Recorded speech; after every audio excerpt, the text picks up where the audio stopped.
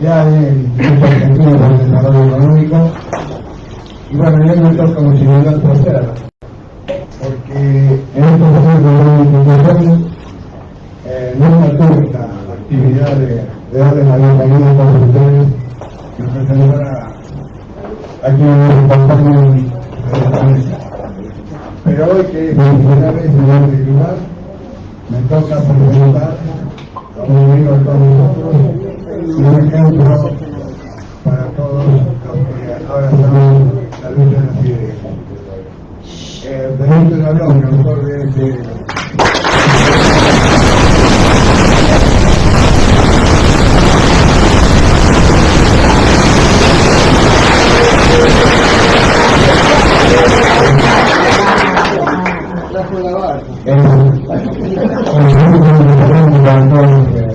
hemos dedicado durante varios años, así que es un gran placer. Y bueno, o mejor dicho, nuestros amigos, los profesores con la orientación y el profesor Ricardo Gómez para hacer algún comentario sobre este libro que Benito escribió en el y es un hermoso inventario de todos los desafíos que tiene la unidad por delante, y bueno, y que siguiendo la entorno de nosotros, la idea de seguir luchando con el optimismo de la voluntad, ¿no?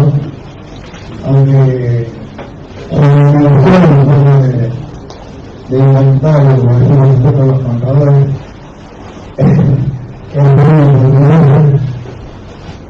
bueno, nos da la pauta de para dónde hay que orientar los pueblos y seguir afrontando el futuro. Bueno, me acompaña el profesor Juan Gabriel Patación.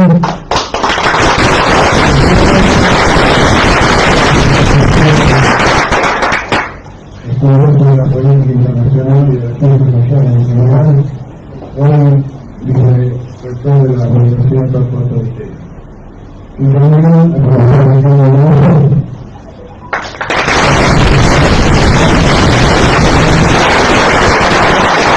que va a hacer sus aportes a esta reunión. Y bueno, conduciendo el debate un poquito nuestra compañera, la Universidad de Economía,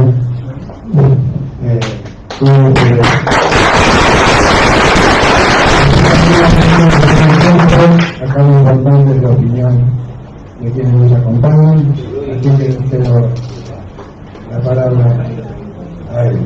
Muchas gracias.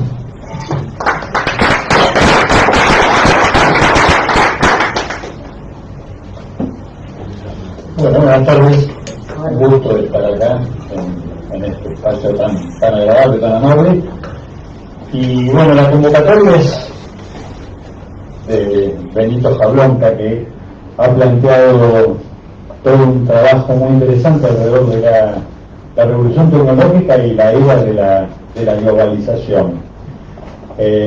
Estamos a veces inmersos en una situación que es la que plantea Benito, que es de permanentes novedades. Durante muchos siglos, los lugares donde aparecían las novedades eran las ciudades puertos, porque la información circulaba con las personas. Es decir, la información llegaba si alguien llegaba y la traía, llevando y trayendo iban las personas y llevando información. Eso ha quedado muy lejos. Algún beneficio perdido. Se acabaron las visitas sorpresas, por ejemplo, eso ya no puede ocurrir. Pero hay que bancarse muchas más cosas que tienen que ver con esto. Hay un ritmo, una velocidad que hace a veces difícil entender qué es lo que pasa, qué es lo que ocurre. El recorrido de las situaciones hace difícil la comprensión. Y yo, una frase que plantea el autor y que me parece así de bastante trascendente y que marca el libro, dice que el mundo solo se presta a leerse con mucha información y poca comprensión. Es decir, hay demasiada información. Durante mucho tiempo la información era mucho más acotada, más despacito, se podía deglutir, se podía masticar.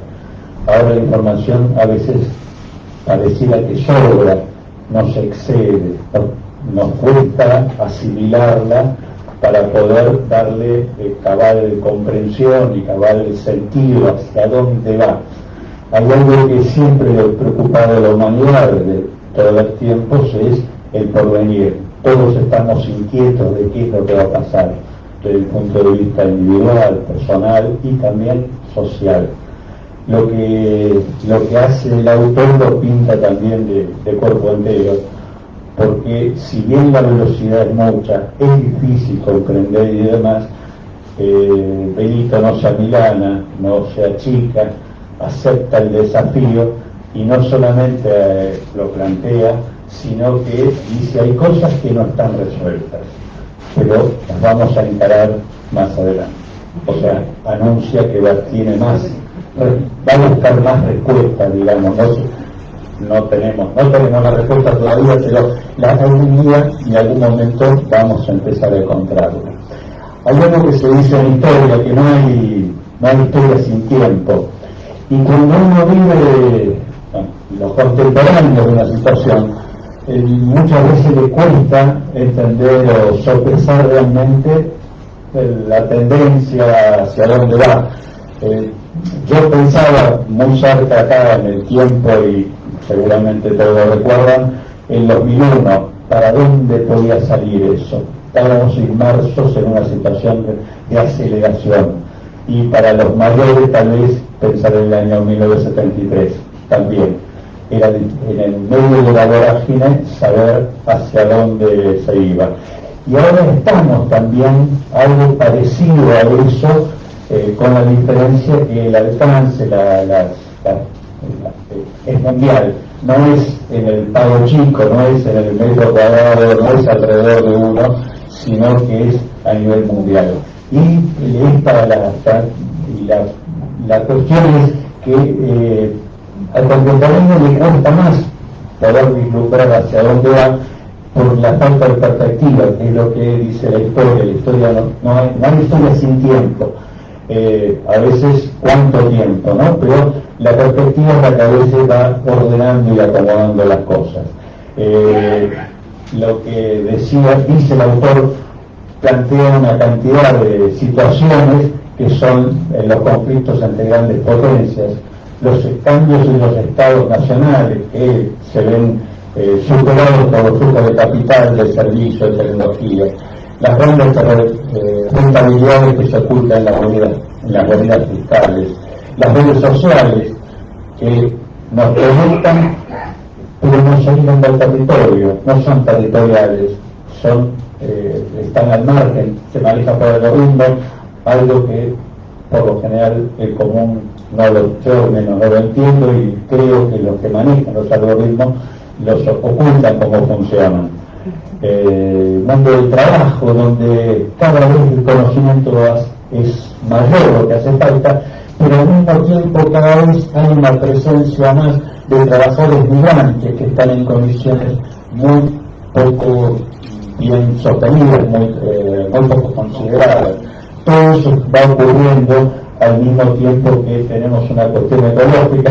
Volvemos a tener un día de calor hoy, cuando se suponía que había pasado, sequía y más cosas que están. Y esto tiene que ver con los grandes datos, las grandes informaciones. Pero el mundo, la familia ha cambiado también. Nos señala el autor que crece la situación de la mujer, la cual todos estamos, creo, conformes con que se haya modificado para equipararse, aunque todavía seguramente falta mucho, pero esto ha modificado las situaciones familiares, el aumento de la población y además también el aumento de los promedios de edad.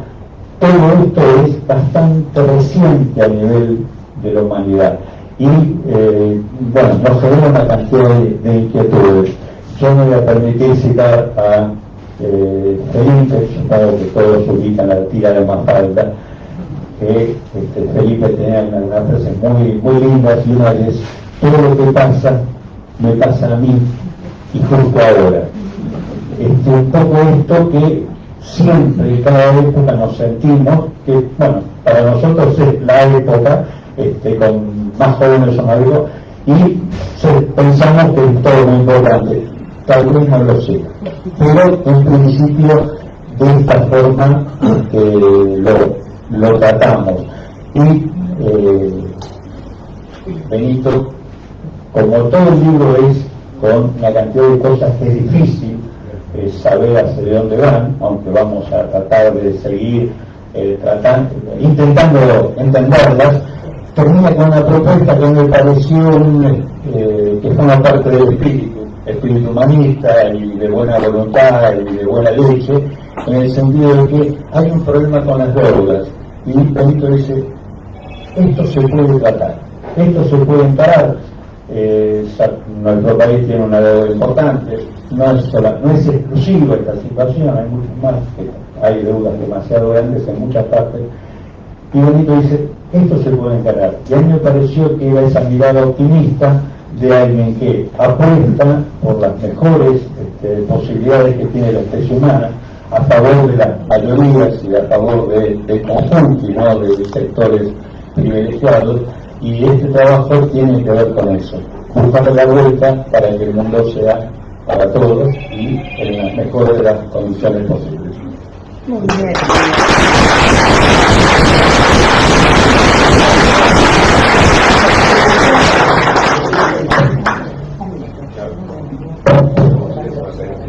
Bueno, muchas gracias, Ricardo, por la participación. Ahora le damos la palabra a Sebastián.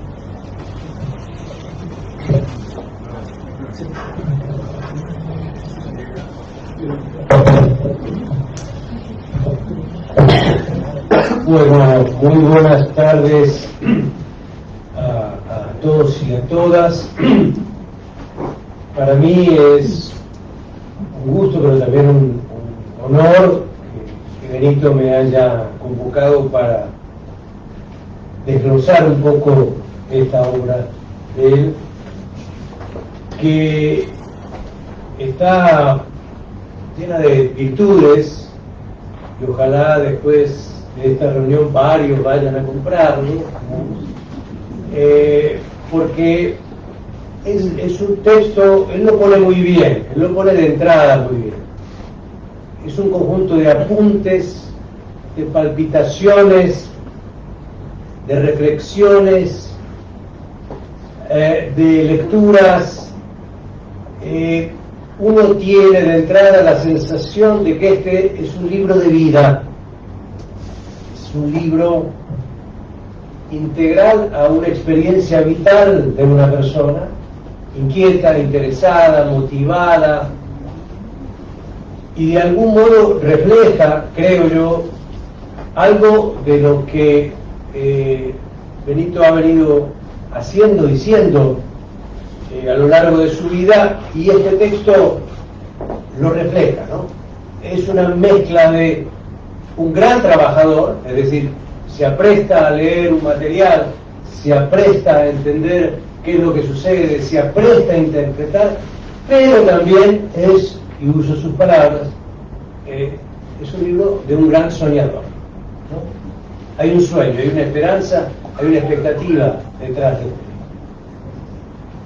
Yo quiero hacer 4 o 5 comentarios muy específicos de apuntes que hace Benito, que me despertaron a mí mismo preguntas y inquietudes. Benito acierta definitivamente en la página 12, nos pone lo que a mi entender es el encuadre fundamental de este libro, cuando dice, y lo cito: situamos el comienzo del cambio alrededor de la década de los 70. Este es un dato fundamental de interpretación. Yo creo que hoy hay un conjunto de historiadores, sociólogos, politólogos, internacionalistas, expertos, economistas, filósofos, que han encontrado en los 70 un punto para entender muchas de las dinámicas que hoy conocemos, para señalar algunas y marcar el impacto que luego, décadas después y aún hoy tiene. En los 70 tuvimos dos grandes confrontaciones, la de Estados Unidos en Vietnam en la primera parte de los 70 y al final de los 70 la confrontación en Afganistán entre la Unión Soviética y Afganistán. Es decir, la guerra presente, la guerra existente, la que se padeció en esos momentos, pero eran dos superpotencias, nadie podía cuestionar eso, los temas de esas dos superpotencias nunca entraron a Naciones Unidas, no se debatían, cada uno tenía un conjunto de aliados que le permitía protegerse de la crítica, de la observación, del cuestionamiento. Esa es la década, particularmente en Occidente, muy especialmente en Estados Unidos, pero también en la Gran Bretaña, de lo que se llamaba estanflación, estancamiento con inflación. Algo que hoy nos está resonando también como un efecto de otro conjunto de fenómenos, pero que está vigente. Es una década en que se produce lo que en aquel momento se percibía como una primera voz del tercer mundo cuando se cuadriplica el precio del petróleo y se crea la OPEP y se ve que desde el sur se puede articular un conjunto de intereses detrás de algún propósito. Esta es la época en que Henry Kissinger está en un famoso texto diciendo Naciones Unidas, bueno, lo que pasa en Naciones Unidas, lo cito a Kissinger, es que hay una dictadura de las mayorías. ¿Qué es lo que Kissinger quería decir? Quería decir que, bueno, que había unas mayorías de la periferia que exigían un nuevo orden económico internacional, que interpelaban, que cuestionaban, que el proceso de descolonización, había una movilización masiva que ciertamente, sin embargo, no cuajó en un acuerdo de lo que entonces era el tercer mundo. Esta es la década de los 70, cuando uno va a hacer el trazado de los principales movimientos ecologistas que hoy conocemos, nacieron en los 70, fueron fruto de los 70, de la aparición de la agenda ambiental y de los movimientos sociales acompañando a eso. Esta es la década en la cual tenemos tres expresiones ultraconservadoras en los movimientos religiosos principales. Les recuerdo 3 personas, 3 años y los efectos que aún hoy tienen respecto a el avance de lo que años después iba a ser el fundamentalismo de naturaleza religiosa. En el 77 llega Begin al poder en Israel. En el 78 llega Juan Pablo II. Y en el 79 llega Khomeini con la revolución iraní. En las 3 religiones monoteístas hay un corrimiento hacia visiones exegéticas, conservadoras, tradicionales, que desde ahí impregnan lo que fue luego el resurgir de los movimientos de base religiosa que conocemos de los años 2000 en adelante. Esta es la década en la que al final de esa década China aparece, año 78, comienzo de las reformas económicas en China. Muchos interpretaron en aquel momento histórico que estas reformas iban a significar la modernización del socialismo. Con el tiempo lo que vimos es que se logró un capitalismo competitivo, no un socialismo. Pero, repito, al situar Benito los 70 como núcleo de interpretación de lo hoy, creo que da cuenta de una trayectoria en la cual, a partir de ahí, por otro lado, y como rechazo de todo eso que estaba sucediendo, de toda esa ebullición, van surgiendo argumentos sobre las cosas que ya desaparecieron o que se finiquetaron, ¿no? El fin de la ideología empezó en los años 70. No, ya no cuenta la ideología. No, que es irrelevante. El fin de la geografía, no importa la geografía. No. El fin del Estado. Siempre el Estado lo puede. ¿Para qué necesitamos tanto Estado? El fin de la soberanía. ¿Por qué pensamos de manera tan soberanista las cuestiones? No entendemos que hay una gran interdependencia. El fin de la religión. Bueno, las religiones no cuentan, no tienen un nivel de proyección interna e internacional significativo. Y esto iba a terminar con aquel texto de Fukuyama sobre el fin de la historia. Todo eso que se proclamó el fin entre los 70 y los 2000 reapareció simultáneamente y con más fuerza. El Estado, la guerra, la religión, la soberanía, la ideología y la geografía. Entonces, a mí me parece que, repito, Benito da en el clavo al señalarnos de entrada ese lugar de los 70. Una segunda idea que a mí me parece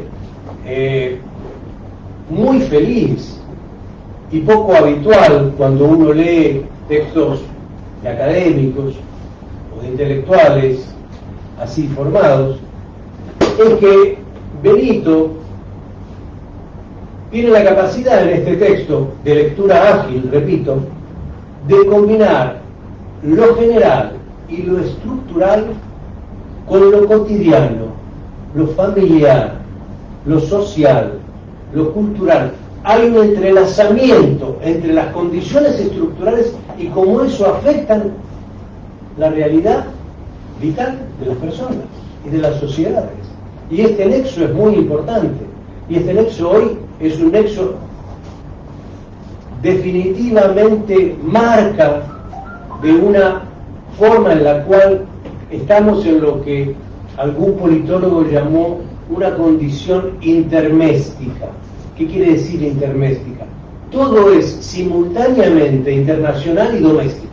Todo lo que pasa afuera nos afecta y todo lo que nos pasa acá adentro también tiene una incidencia.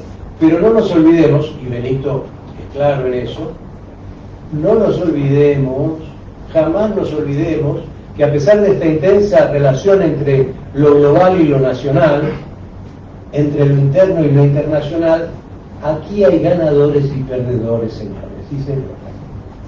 Este no es un juego de todos win-win, todos ganamos, no. En este periodo y en este proceso ha habido pocos ganadores y muchos perdedores. Y Benito cada tiempo nos lo recuerda. Cierro, podría hablar más, tiene una subsección sobre economía criminal que yo les pido que lo lean con mucho interés, donde nos muestra que hay un entramado entre intereses políticos, hombres de negocios y gángsters. Es una sección muy interesante, muy clave.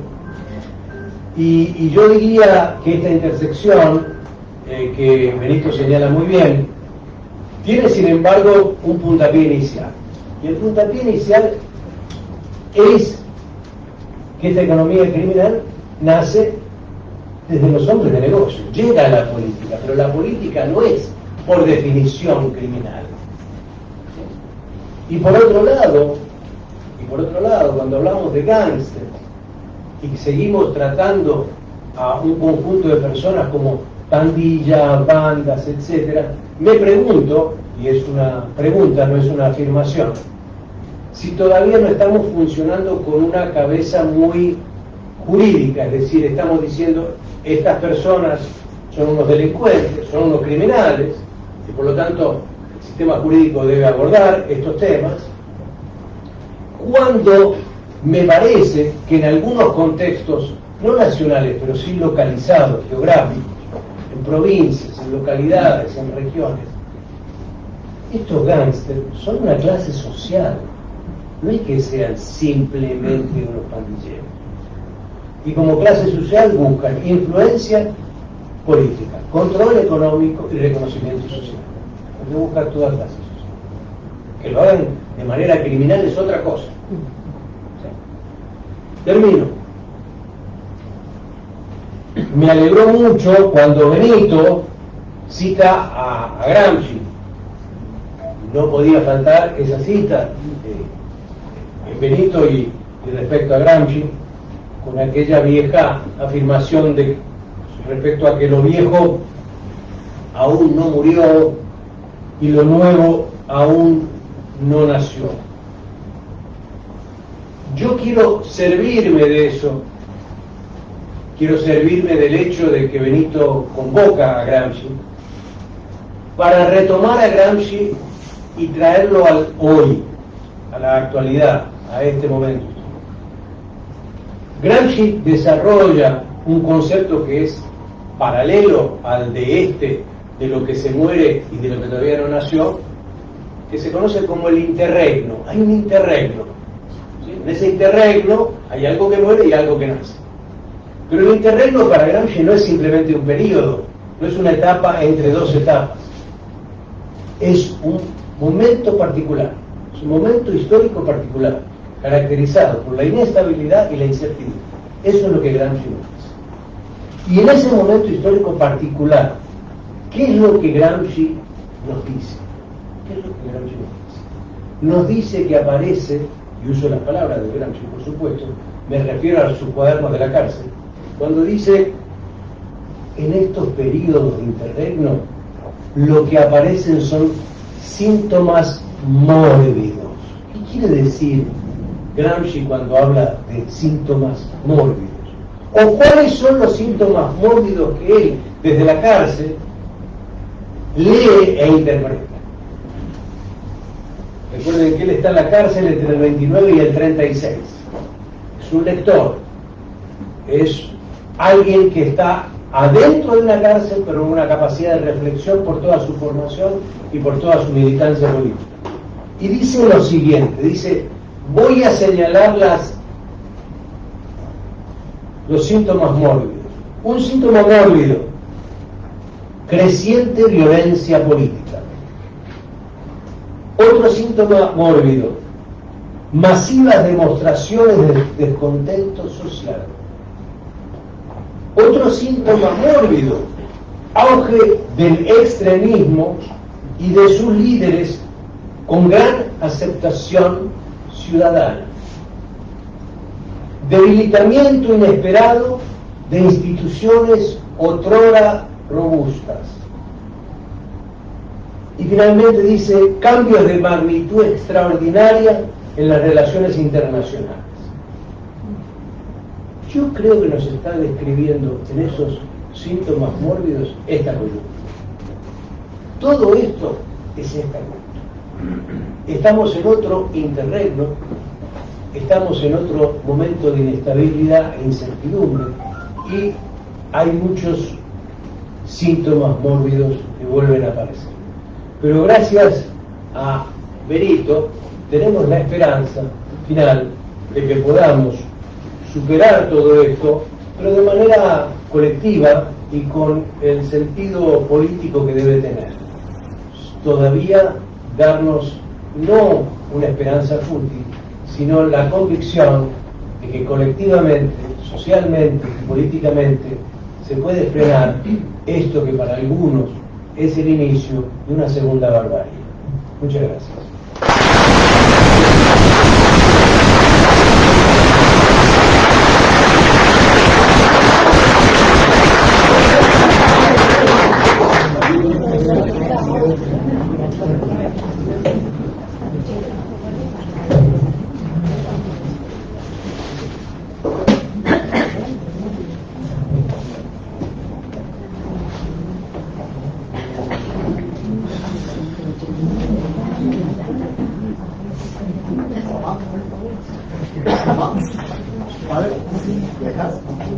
¿No?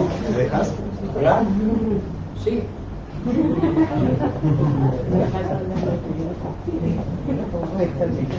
¿Sí? No hablar. ¿No?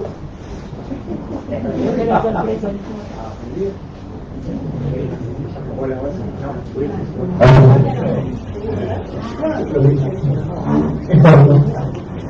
tardes a todas ustedes. En primer lugar, el hijo de este muchacho, para quien no me conoce.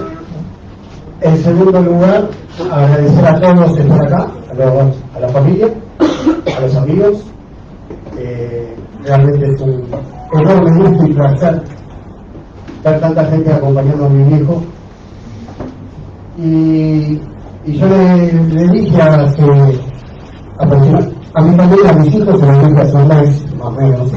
A mi hijo se lo dije hace 15 días. ¿Qué lo iba a decir? ¿Y por qué? Porque a mí mi hijo me acompaña hace 58 años. Y entonces no voy a hablar del libro y voy a ser bastante transparente. No leí el libro. Pero no porque lo escribió mi viejo. Porque no soy lector de libros. Y entonces no leí el libro que lo escribiera mi viejo. Pero mi viejo me acompaña a 58 años y me alcanza para entender lo que significa. 58 años que me acompañó, que me enseñó a caminar, a recorrer la vida, a entender las ideas, a proyectar ideas, a proyectar mi propia familia, a entender cómo se comporta el mundo, o por lo menos a intentar entender cómo se comporta el mundo. Y si algo quiero rescatar de mi hijo, resaltar de mi hijo, en este acompañamiento de 58 años, que en el fondo son los 89 de él, porque él caminó años más que yo, por lo menos hasta ahora, y vamos por más. Siempre decimos que no llegan a los 120, así que hay que aguantarlo. Pero, de alguna manera, su militancia, su pasión por la militancia, su pasión por la actitud de progresar, la actitud de llevar adelante sus actividades personales, las del grupo, las que ayudan a mucha gente, es lo que de alguna manera esa actitud que siempre digo no se negocia. Podemos equivocarnos muchísimas veces, podemos errores, pero la actitud no la podemos negociar, y eso me enseñó mi hijo. Y eso me enseñó mi hijo en la vida, me estoy enseñando en la vida, que estoy fuertemente con él, y que a veces está presente en mis discusiones con mi hijo, saben que los amigos llegan a la esquina, pero cómo son las discusiones. Cuando llega la discusión y al segundo siguiente, el amor de mi padre hacia mí, mirado hacia él, seguirá siendo el mismo. Lo hemos aprendido, lo he aprendido él y lo hemos aprendido juntos. Simplemente, pregunta para cerrar y para dar pregunta a la palabra de hijo, que es para mí y quería recibir del corazón, del lado de la actitud, del lado del esfuerzo, del lado del hacer y del hacer, y de mi hijo de alguna manera me lo enseñó mi hijo siempre en todos estos años. Muchas gracias a todos por estar. La felicidad mía va por dentro y es realmente enorme. Gracias.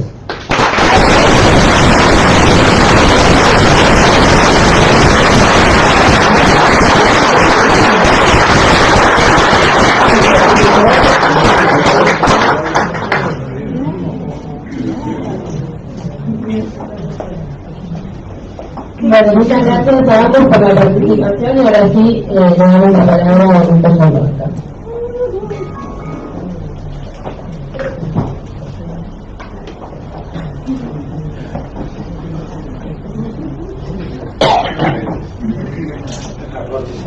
Ganadora de sorpresa.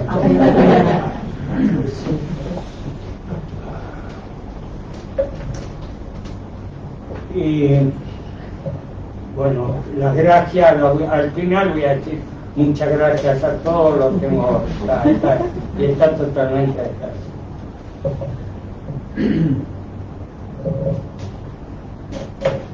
me agarró un ataque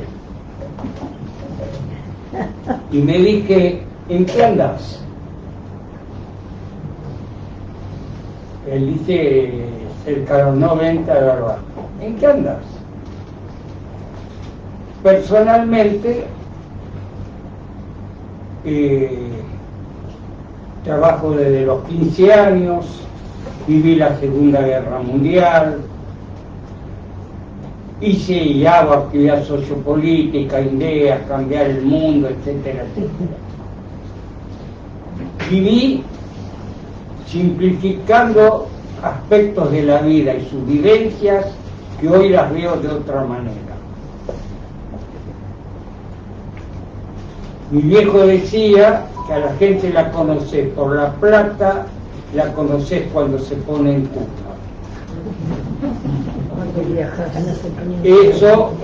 Eso lo decía. Es verdad, el tema humano es un tema mucho más complejo de lo que en algún momento alguno de nosotros personalmente incluso lo había pensado. Y entonces me sentí necesidad de escribir resúmenes que ya tenía de lecturas, de estudios comunes con amigos que habíamos tenido hace varios años antes. Este libro ya está viejo, no lo puedo decir así, pero para ubicar. Y la vida continúa. Así es. Nosotros tenemos una revolución obrera con el desarrollo industrial y con la máquina en el 50, en 1850 se entiende, que aparece el concepto clase obrera y el concepto de patrón, digamos. Antes tengo otros caminos del feudalismo, etcétera, etcétera, pero ahí aparece eso como un rasgo. La aparición de la máquina y la revolución industrial es un hecho importante que se da en el mundo. Se produce un manifiesto de marxismo, que hay que cambiar el mundo, bla, bla, bla, bla.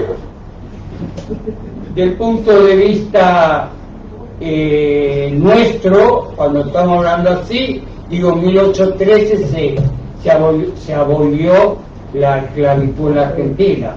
Es decir, en 1890 fue la pelea por 8 horas de trabajo. Después apareció la Primera Guerra Mundial, la Segunda Guerra Mundial, etcétera, etcétera. Y vos, y yo, que vivía en una casa de una pieza, había solo teléfono fijo, que no se conseguía. Había que cruzarse al ver al almacenero para pedir un teléfono. Andaba el carrito con el lechero, y si le sobraba leche se lo llevaba a mi vieja. Antes de llevárselo a mi vieja le ponía agua para venderlo el carrito, y después se lo llevaba a mi vieja para hacer queso. Estaba el carnicero y estaba el almacén, y estaba la libretita donde se anotaba lo que se debía y lo que no se debía. Así es. Mandabas una carta, lo tenías que mandar o por avión, que ya era adelantado, o si no por barco, comprando las estampillas, que era lo más importante, lo tirabas en el buzón, y en el año te relacionabas con Europa 2 veces al año, una y una, es decir, esa era la forma de comunicarse. De esas, pues, jugábamos a la pelota en la calle, venía la cana a no dejarnos jugar, bueno, etcétera, etcétera, etcétera. De esas 30 anécdotas para seguir contando. El papel de la mujer era distinto, sin lugar a duda, y se produce, y antes de eso, bueno, ahora después me hablaré, y se produce la revolución tecnológica, se produce la era de la globalización, se producen movimientos sociales y el mundo va cambiando desde el 70 totalmente. Ese mundo se produce por la revolución tecnológica, que es lo mismo que en el 1850, antes decimos se produjo la revolución industrial. Cambia el mundo. En ese cambio que cambia el mundo, se disolvió el Imperio Soviético, que había nacido en 1917. El país necesita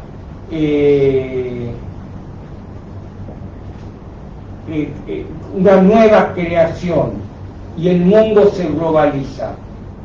La intercomunicación se hace instantánea. Hoy no son 2 veces por año. Agarras el teléfono, llamas y por Zoom ves a tus parientes, a tu familia en Francia, en Italia, en cualquier lado. Es distinta mi propia existencia del 1900 a cómo estamos hoy. Pero no hablo solo de la intercomunicación, la globalización desde el punto de vista de todas las relaciones que se van dando en el mundo. Hoy en vez del almacenero hay una franquicia, por ejemplo el supermercado Día tiene 1000 franquicias, no hay más almacenero, no hay, etcétera, etcétera, etcétera, ni la libretita para anotar. En el libro intento comunicar un resumen de apuntes, de palpitaciones, de vivencias, en este contexto nuevo, y pensando en un mundo que es incierto. Hoy no podemos decir para dónde. En un momento en que se está produciendo una profunda crisis cultural, política general, que tampoco podemos plantearnos a dónde vamos. En las cosas concretas de hoy, políticas, tenemos la pelea Estados Unidos-China, por un lado, Rusia y Ucrania por el otro, etcétera, etcétera, que son cosas concretas, pero que están planteados ahora. Revueltas, informaciones armadas, enfrentamientos, armados, etcétera.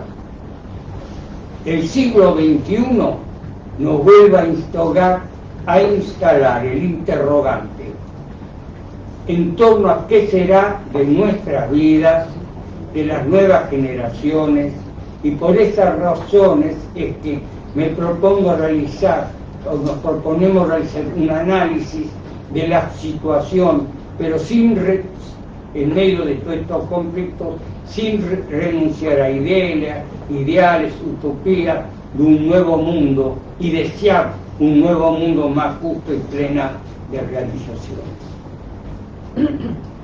Por eso, desde ese ángulo, planteo el nombre de globalización. Los europeos lo llamaron mundialización. Es una característica por una revolución tecnológica, informática, que ha modificado la base material de la sociedad a un ritmo acelerado y se ha diversificado. Visto desde el ángulo económico, genera un nuevo desarrollo de la producción, mientras las economías se hacen independientes a escala mundial. El poder del capital hoy crece frente al trabajo, la riqueza se concentra, la pobreza se expande, la mujer por su lado ha incorporado más, se ha incorporado, y hay nuevas modificaciones numerosos aspectos de la vida humana, desde el punto de vista social, familiar, de las relaciones interpersonales. Estamos viviendo la globalización considerada, lo estoy tomando desde ese ángulo, como una revolución tecnológica e informática a escala mundial. Agarrar no el teléfono, agarrar el teléfono fijo ya. Yo digo, cuando hablo por teléfono fijo, digo que los pibes hablamos por teléfono fijo, hablamos por fijo, que ustedes los viejos, y estoy hablando con los pibes, hablan por esa otra cosa. Es totalmente al revés. Es una revolución tan importante, o más importante, más importante todavía que la del siglo XVIII. Ya se incorporaron continentes enteros, países que representan la mayoría de la población mundial. Hoy, dentro de las fronteras, pueden dar lugar a conflictos, a separaciones dentro de la propia país y frontera de cada país. En España están diciendo ahora que tal región, Cataluña, se van a independizar, etc. Y entonces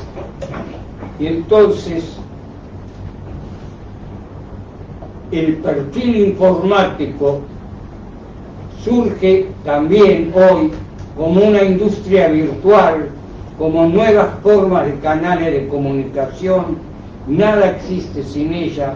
Esa industria virtual ha colmado, lo está haciendo, la vida del ser humano, de sus expresiones, ha llegado a modificar incluso aspectos de la naturaleza. Asistimos a una nueva forma de ver y hacer las cosas. El mundo se ha vuelto digital, en tiempo real se integra el ser humano, su mente, su inteligencia a la máquina. Mañana vamos a estar hablando con los robots, o los robots nos van a estar reemplazando a nosotros. Ya se está hablando en las propagandas sobre la inteligencia artificial. Entonces, eso que nosotros vivimos, que uno vivió, está bien, 30, 50, se armó, fue creciendo desde el 70, que se le armó la digital. Los soviéticos no lo supieron resolver y se fueron, iba a ser la miércoles, y está claro, y desde el punto de vista de las cosas nuevas que se están produciendo en el mundo entero, hacia dónde vamos. Asistimos, entonces decía, a esa forma de vivir. Ha cambiado el modo que nacemos, que vivimos, que aprendemos, que trabajamos, que consumimos, que soñamos, que luchamos, que morimos. Ha cambiado el mundo y la sociedad humana. ¿De qué estás hablando? Mirá, en el 96 había 40 millones de usuarios de Internet, hoy hay 4.000. En el 91 los números de telefonía móvil eran 16 millones, hoy hay más de 7.000 millones de personas. Las redes sociales hoy ocupan el centro mediático, cultural, política de nuestras sociedades. Hay 4.000 millones de personas que usan las redes sociales. Se inició las redes sociales en el 2002, hace 20 años atrás. Las redes sociales no son solo un ámbito de libertad, es un aspecto que hay que tener en cuenta para luchar por la libertad, por tener un espacio para poder manejar. Sin red social es un lío. Y esa red social se va transformando fuertemente. Ahora se habla de que se están discutiendo sobre las G5 y las G6, que son los nuevos tipos de celular y comunicación, que cada vez se va extendiendo y se incrementa exponencialmente. Y dije, vuelvo a repetir, de la inteligencia artificial. Las máquinas son capaces de aprender y decidir, las máquinas, más que el ser humano. Si yo quiero estudiar un idioma, pongo mi celular y estudio por el idioma y hablo con el celular, y el celular, la máquina me va contestando el idioma que estoy estudiando. Eso, bueno, eso no existía, está claro.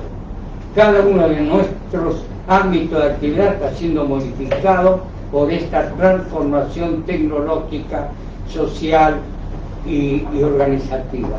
En el 2050, en vez de 6.500 millones de personas que están en el mundo, tendríamos que tener 9.000. Ahora, y también América Latina vive y vivirá una vida cambiante.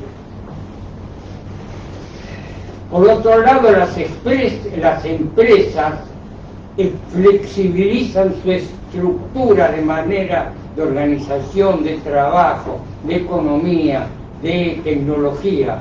Hoy su meta radica en lograr una producción menos rígida y costosa y invertir la plata en paraísos fiscales, sacar la guita, invertir la guita en paraísos fiscales, y hay todo el día de hoy de todos los bancos, etcétera, etcétera, etcétera. Modifica el concepto de trabajo. Se modificó la frontera entre la producción y bienes y servicios. Hoy no es lo fundamental la producción. Hoy la producción es una parte fundamental, pero también los servicios han crecido en los últimos decenas de años fuertemente. Un ejemplo de esto es la computación o el software. Son innumerables los ejemplos. En lugar del torno está la computadora, en reemplazo del médico cirujano va a estar el robot que lo va a poner, y va a haber un avión sin piloto que nos va a llevar a donde queremos. ¿Sí? Se producen nuevos conocimientos, una nueva estructura ocupacional, desaparece la tradición en cual el trabajador permanece en un mismo establecimiento hasta jubilarse. Ahora el trabajo se ha vuelto flexible, los tiempos se acortan, pese a Macron que lo quiere aumentar por 2 años, y la mano de obra se hace global. Hay personas que cambiarán varias veces la profesión, las investigaciones concluyen para este diseño, y hay cambios profesionales a lo largo de la vida vida laboral. Me pregunté, ¿hasta dónde van a mantener la escritura de papel? La cámara fotográfica y digital fue reemplazada por el teléfono celular. ¿Y hacia dónde vamos marchando? ¿Qué va a ser de nosotros? ¿Qué va a ser de la naturaleza, del clima? ¿Vamos a ir a vivir a Marte?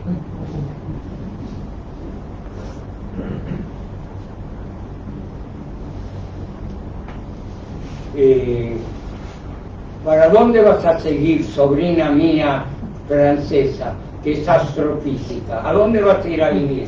Me dijo, yo voy a ir a vivir a Marte, y este es un tema, dentro de 30 años lo estamos conversando.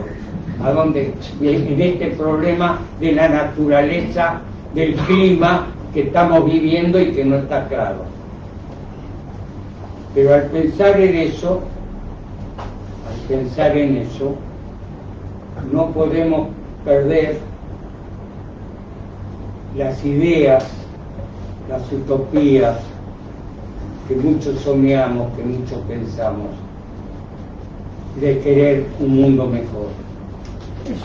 No hay ideas hoy planteadas así.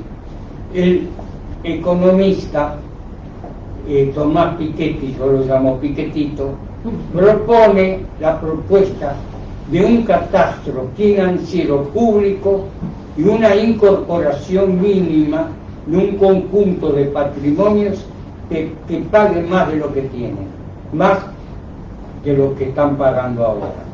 ¿Va a ser así el mundo? ¿No? Bueno.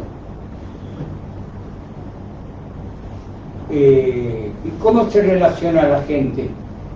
Se hace una abstracción de los circunstantes, aísla a la persona de su entorno social, se intercomunica como a través del Facebook, del Twitter, del LinkedIn, del PlayStation, de los juegos, de la televisión,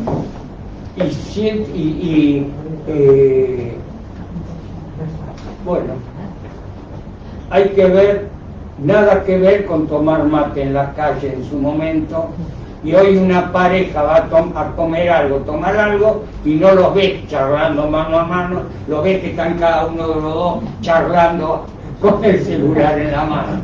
Y esto es una nueva vida de lo que estamos planteando, que es lo que trajo esa revolución que estoy diciendo ahora.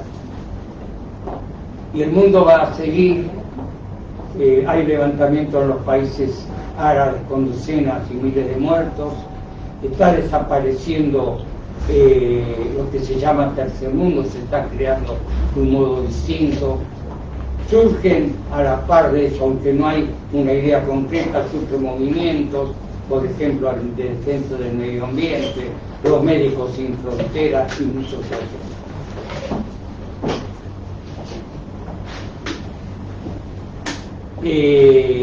Hay estudios sociológicos, científicos, que alimentan el debate de comprender este nuevo mundo que estamos viviendo y que en muchos aspectos se integra sin fronteras, y en muchos aspectos pongo la frontera o pongo el muro para que uno no pueda pasarse de un país a otro.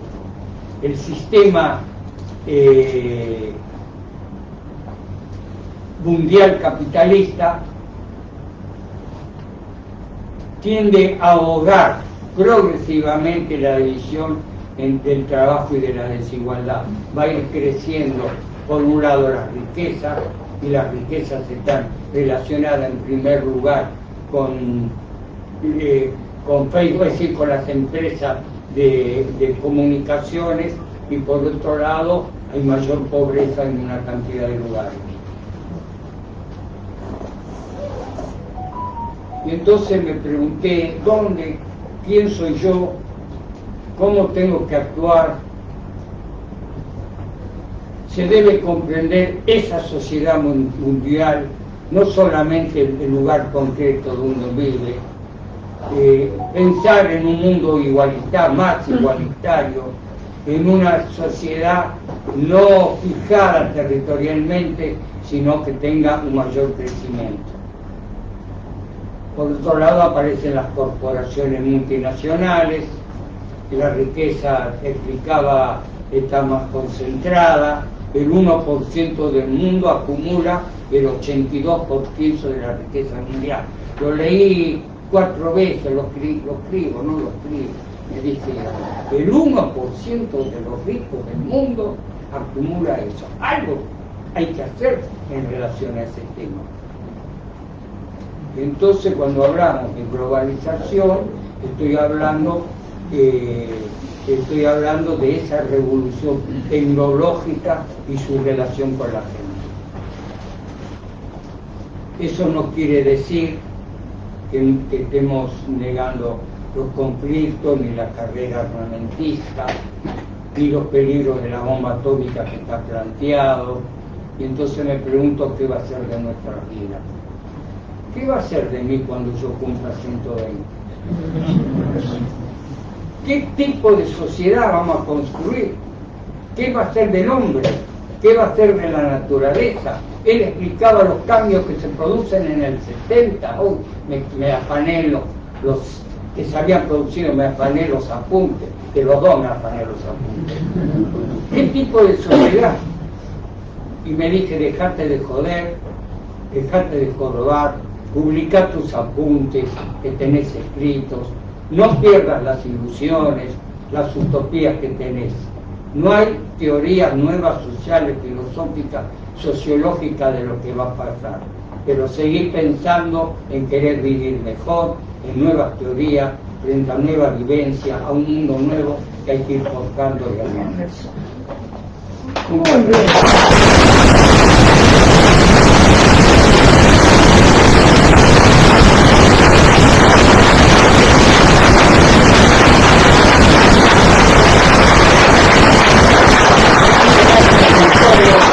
Muchas gracias a todos.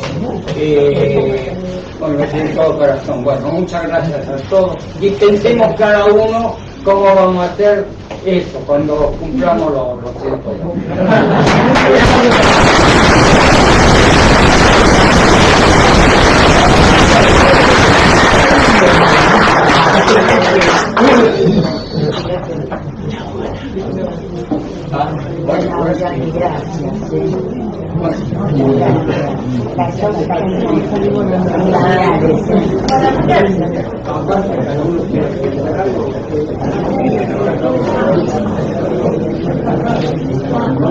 Bueno, muchas gracias a todos por venir, muy interesante la conversación.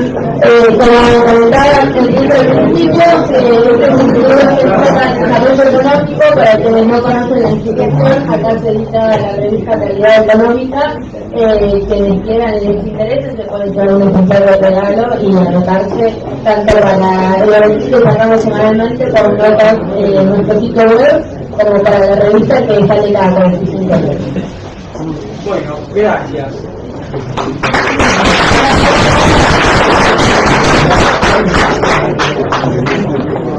El año que viene,